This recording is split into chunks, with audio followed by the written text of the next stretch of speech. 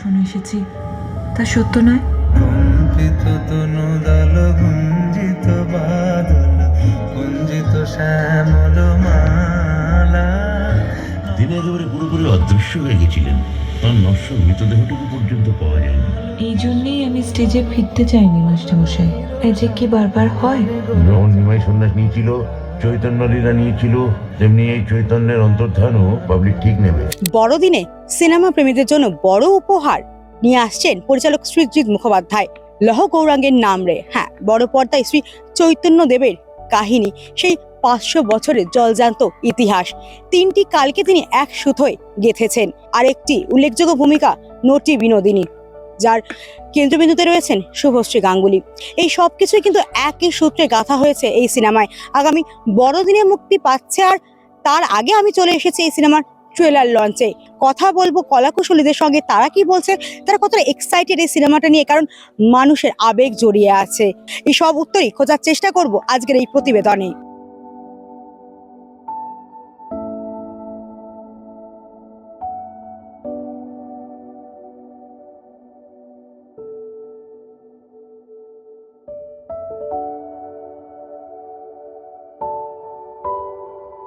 দর্শকদের কি বলতে চান? ছবিটা দেখুন, ভালো লাগবে বলেই মনে হয়, এই বলবো। আর এই যে এখন আমরা বছরের একেবারে শেষ প্রান্তে এসে উপস্থিত হয়েছি, আর কি মনে হচ্ছে যে এই বছরটা কেমন গেল, মানে কি কি হলো কি কি হলো না, এই রে, কেমন কাটলো বছরটা? আমার খুব ভালো কেটেছে, মনের আনন্দে কেটেছে। বুড়ো হয়ে গেছি তো, এনজয় করি দিন। আগে করতাম না, এখন করি, ভাল লাগে। আর নতুন বছরের রেজলিউশন কি, যে কি কি করা হলো না যেগুলো আপনি সামনের বছর করতে চান? সেগুলোও করবো না, যেগুলো করা হলো না ওগুলোও করবো না। এরকম হাসি মজায় কাটিয়ে দেওয়া। হ্যাঁ, আবার কি। সকলে এটাই বলে যে পুরী ধাম, মানে পুরী ধ্বজা মানুষ দেখতে পায় না, ওখানে পাও রাখতে পারে না যতক্ষণ না জগন্নাথের ইচ্ছে থাকে। তো সেই জায়গায় আমরা মন্দিরে গিয়ে নিজেদের অভিনয় প্রদর্শন করতে পেরেছি, নিজেরা সকলে প্রত্যেকে নিজেদের কাজ দেখাতে পেরেছি। এটার থেকে বড় পাওয়া আর কি হতে পারে। দর্শকদের এটাই বলবো, 25শে ডিসেম্বর থেকে আমাদের হাতে তুলে দিলাম মহাপ্রভু চৈতন্য। চ্যালেঞ্জেস থাকলে তবেই তো আনন্দ পাওয়া যায় একটা ক্যারেক্টারে। সো চ্যালেঞ্জেস অনেক ছিল, যেটা আপনি সিনেমা দেখলে বুঝতে পারবেন। আমার মনে হয় ইয়াং জেনারেশন আর very smart, they are very sharp. তারা ঠিক ভালো জিনিস খারাপ জিনিসটা ঠিক বুঝতে পারে। তো সেই জায়গা থেকে আমার মনে হয় মহাপ্রভুর, দেখো 500 বছর আগেকার গল্প এখনো আমরা শুনছি, এখনো আমাদের কাছে রেলিভেন্ট। সেটার থেকে বড় কিছু আর কি বলবো তোমাকে, বলো। আমরাও যতটা বিশ্বাস করেছি, আমার বিশ্বাস আমাদের আগামী প্রজন্ম ততটাই বিশ্বাস করবে। ট্রেলারটা আমি দেখেছি আগে, কিন্তু সবার সামনে বসে বড় স্ক্রিনে দেখার এক্সপিরিয়েন্সটা আলাদা। প্রথমবার দেখার পর একটুখানি, মানে এতবার দেখা আমরা করেছি, তারপরে এটা হালকা চোখের কোণে আমি দেখলাম সবারই মনে হয়েছে। এবং সামনে কবির সুমন বসেছিলেন, ওনার সঙ্গে আমার প্রথমবার সামনাসামনি দেখা, অন্যরকম এক্সপিরিয়েন্স। গানটা এরকম ভালো, এই গানটা শুনলে বোধহয় সবার মন খারাপ হয়। ছবিতে কিরকম ভাবে আসছে সেটা না হয় নাই বললাম, তো ওনার রিয়াকশনটা আমি শুনতে পাচ্ছিলাম। তো as a part of this film শুনতে ভালো লাগছে যে রিয়াকশন এত সুন্দর। এই সময় দাঁড়িয়ে একজন আমার বয়সী ইয়াং যে চেষ্টা করছে চৈতন্যদেবকে নিয়ে একটা সিনেমা বানানোর, এবং একজন খুবই পপুলার ফেসকে নিয়ে বানানোর, চৈতন্যদেবের জীবন নিয়ে একটা ছবি, সেটা করতে গিয়ে ওর মাধ্যমে কতটা চৈতন্যদেব, কিভাবে চৈতন্যদেবকে দেখানো হয়েছে সেটা সিনেমায় আছে আর কি। তো এই আমার মনে হয়েছে ভীষণ লেয়ার্ড একটা চরিত্র, হোপফুলি লোকজন রিলেট করবে। পুরীর মন্দির, হ্যাঁ, বাঙালির একটা আবেগের জায়গা। শ্রী চৈতন্য মহাপ্রভুরও আরাধিত ধাম ছিল কিন্তু এই পুরী মন্দির। সেই পুরী মন্দিরের ইতিহাস, সেই পুরী মন্দিরের রানী রাজারা তো রয়েছেন সেখানে। দেখা যাবে অনন্যা ব্যানার্জি, দেবদূত ঘোষের মতো অভিনেতা অভিনেত্রীদের। এছাড়াও রয়েছে কীর্তন। সাধারণত বাংলা সিনেমায় খুব একটা কীর্তন শোনা যায় না, কিন্তু এই সিনেমার প্রত্যেকটি গানই অসাধারণ। ইতিমধ্যেই কিন্তু গানগুলো রিলিজ করতে শুরু করেছে, আর অসাধারণ একটা আবেগ, অসাধারণ ভাবমূর্তি।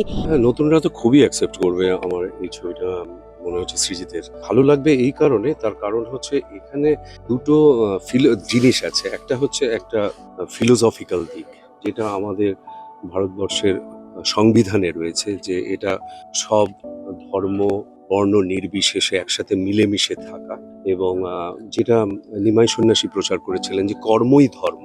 এটা একটা দর্শনের দিক এবং তার কথা এত বছর বাদে ভারতবর্ষে যে ধর্মীয় হানাহানি এখন আমরা দেখতে পাচ্ছি সেই সময় বেশি প্রযোজ্য হচ্ছে, বেশি কথাগুলো ওনার জাস্টিফাইড লাগছে। এটা যেমন দার্শনিক দিক এই ছবির, আর একটা দিক হচ্ছে যে এই ছবির মধ্যে কিন্তু একটা রহস্য আছে।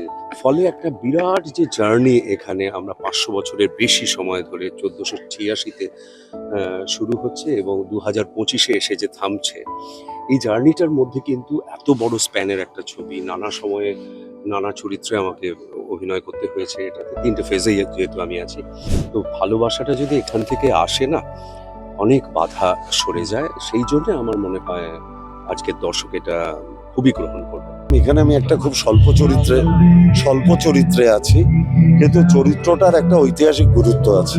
যেহেতু রামকৃষ্ণদেব, সৃজিত মুখার্জি আমাকে যেদিন প্রথম ফোন করেছিলেন, আমি যেরকম মানসিক আনন্দ মারাত্মকভাবে পেয়েছিলাম, কিন্তু হ্যাঁ বলার সাথে সাথে একটা ভয়ও আমার ভিতরে কাজ করছিল। কারণ চৈতন্যদেব এবং রামকৃষ্ণদেব বাঙালির মননে এমন একটা জায়গায় আছে, আর যে চরিত্রটাকে উপস্থাপিত করা খুব কঠিন। মানুষ সবসময় চিন্তা করবে যে আদৌ এ কতটা রামকৃষ্ণদেব হতে পারল। যে কিন্তু রহরা রামকৃষ্ণ মিশনের একটা বেড়ে ওঠা শিক্ষা এবং রামকৃষ্ণদেব, বিবেকানন্দ, সারদা মাকে দীর্ঘদিন ধরে মননে পোষণ করা, সেটা আমাকে কিছুটা করতে সাহায্য করেছে।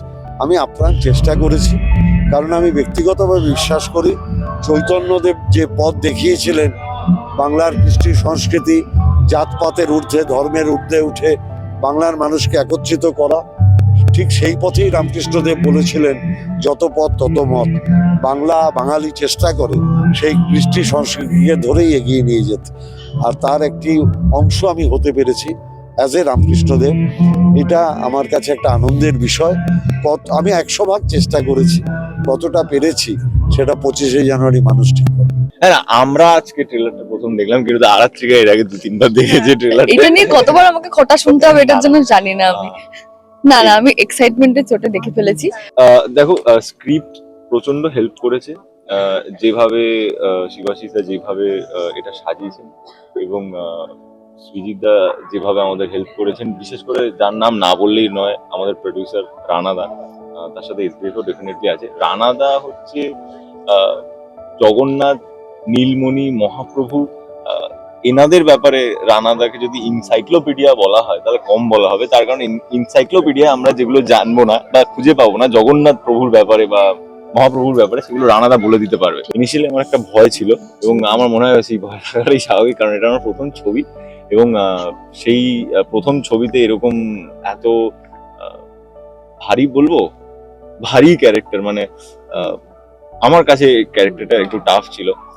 আমার প্রথম যেটা চ্যালেঞ্জ ছিল, আমার বডি ওয়েট কমানো, অনেকটা ওয়েট কমানো, তার জন্য সময় কম ছিল এবং মেন্টালি নিজেকে প্রস্তুত করা, ওই স্ক্রিপ্টের সাথে নিজেকে আর কি বয়ে নিয়ে চলা এবং তার সাথে ধারাবাহিকের একসাথে আমাদের অনুরাগের ছোঁয়া শুটিং চলছিল, সেই সময় অনুরাগের ছোঁয়া চলছিল।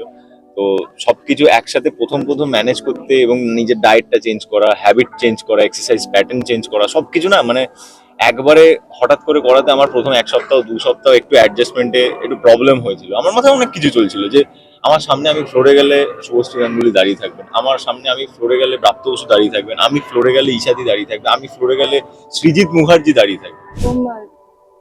তার সাথে কাজ, হ্যাঁ মানে 6 বছর আগে একবার লহগৌরাঙ্গ হওয়ার কথা ছিল, তখন কোনো কারণে হয়নি। তখন একবার ইন্ট্রোডিউস করানো হয়েছিল, তখনও আমার যে ভয়টা কাজ করেছিল ভেতরে, মানে এই বছর যখন ইন্ট্রোডিউস করালো আবার সৃজিতার সাথে, সেই ভয়টাই কাজ করছিল যে কি বলবে। সৃজিতা প্রথম দেখেই বলছে হ্যাঁ কেন করতে পারবে না, এইরকম একটা ডায়লগ বলেছিলেন। তো আমার ফ্লোরে গিয়ে মানে রীতিমতো গুজবাম্পস হচ্ছে, গায়ে কাটা দিচ্ছিল। এত সুন্দর পরিবেশনটা করা হয়েছিল, মানে ওখানে ঘর বাড়ি যেগুলো আমাদের সেট করা হয়েছিল, মানে তোমরা যখন মুভিটা দেখবে তখন ওটা বুঝতেই পারবে না যে এখানে সেই সেটগুলো রিক্রিয়েট করা হয়েছে। ভীষণ ভালো এক্সপিরিয়েন্স। সৃজিতদা মানে প্রত্যেকটা, মানে একটা চোখের তাকানো থেকে শুরু করে হাতটা কিভাবে নাড়াবো, কিভাবে রাখবো, সবকিছু উনি বলে দিয়েছে। যাতে আমাদের কোনো অসুবিধা হয় না। প্রথম ছবি, প্রথম ডেবিউ। আর সৃজিত দা, প্রথমে আমি একটা কথা বলি, যেটা এই ছবিটা আমার করার কথা ছিল না। আমি একটা অন্য ছবির আলোচনায় প্রসঙ্গে মিটিংয়ে আসতাম, অন্য একটা ছবির সিনেমা। তো এইটা না আমার কাছে উপরি পাওনা। হুট করে যখন আমাকে ফোন করা হয়, সৃজিত দা, রানা দা দুজনে মিলে আমাকে ফোন করেন, আমাকে বলে যে ওই ছবিটার কথা পরে বলছি, তার আগে বলছি লহ গৌরাঙ্গের নাম রে করছে, জানিস তো? হ্যাঁ জানি তো। আর তখন তো অলরেডি স্ক্রিপ্ট লেখা চলছে, মানে অনেকদিন আগে থেকেই চলছে, অনেক বছর আগে থেকে, তখন ডান প্রায় অনেকটাই সবটাই। তো তখন আমি জানি তো, বলছে সেটারই লক্ষ্মীপ্রিয়া করবি, আমরা তোকে ভেবেছি ডেবিউ করাবো ওটা দিয়ে। আর আরেকটা কথা বলে রাখি, আরেকটা যে ছবি করার কথা চলছিল সেটাও আমার ওর সাথেই করার কথা চলছিল। তো এবার যাই হোক, বললো যে এখানেও দিব্যই থাকছে গৌরাঙ্গ, তুই ওরই স্ত্রী লক্ষ্মীপ্রিয়া। আমি বললাম যে হ্যাঁ, মানে মানে বিষয়টা খুবই হঠাৎ করে হয়েছে আমার কাছে। আর সবটাই খুব তাড়াতাড়ি হয়েছে, মানে কথা হয়েছে, ফাইনাল হয়েছে, লুক সেট হয়েছে, তার মধ্যে শুটিং করেছি, স্ক্রিপ্ট পড়েছি, আর আমাদের রিহার্সালে ডেকেছিল আমাদের আলাদা করে, যখন থিয়েটারের পোর্শন রিহার্সাল হতো আমাদের ওখানেও ডাকা হতো।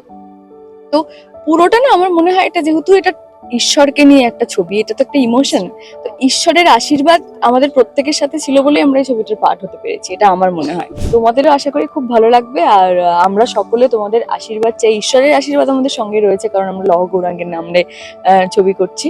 তো তোমাদের আশীর্বাদ সকলের সঙ্গে চাই। এবং আমাদের তিনজনেরই এটা প্রথম কাজ সিনেমায়, ডেবিউ, ওর দিব্যর প্রথম ডেবিউ, কি বলবো, অ্যাজ এ মেন প্রোটাগনিস্ট, আর আমার প্রথম ডেবিউ।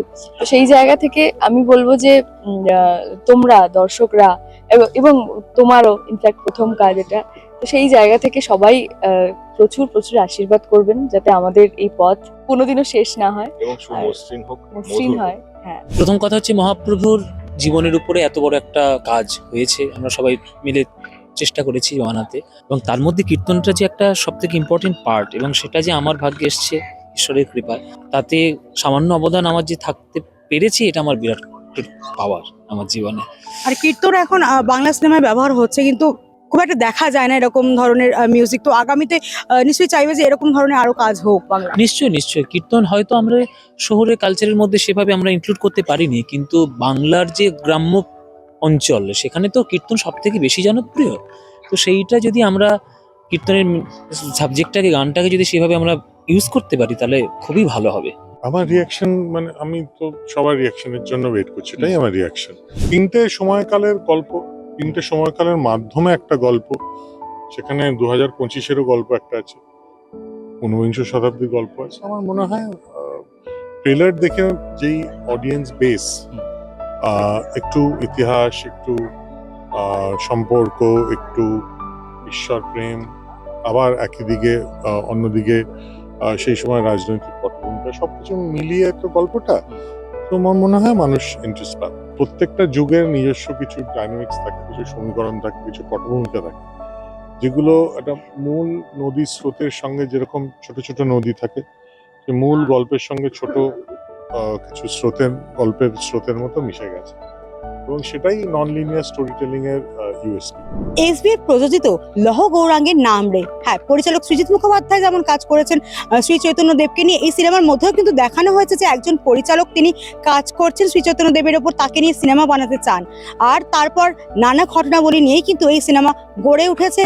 শুভশ্রী গাঙ্গুলি তো রয়েছেন, আর গৌরাঙ্গ, হ্যাঁ, গৌর বর্ণজার শ্রী চৈতন্য দেবের ভূমিকায় দেখা যাবে দিব্যজ্যোতিকে, লক্ষ্মীপ্রিয়া, বিষ্ণুপ্রিয়া রয়েছেন, আরাত্রিকা, অলকানন্দা। এছাড়াও এই পরিচালকের ভূমিকায় রয়েছেন ঈশা, রয়েছেন সুপারস্টারের ভূমিকায় ইন্দ্রনীল সেনগুপ্ত, এছাড়াও রয়েছেন অনন্যা ব্যানার্জির মতো তাবড় দাপড় অভিনেতা অভিনেত্রীরা। বক্স অফিসে কি হবে সেটা তো সময় বলবে, কিন্তু বাঙালির মননে, বাঙালির আবেগে শ্রী চৈতন্য আজও বিরাজমান। ক্যামেরা শুভায়নের সঙ্গে আমি পল্লবী, টুরিস্ট স্টোরি, কলকাতা।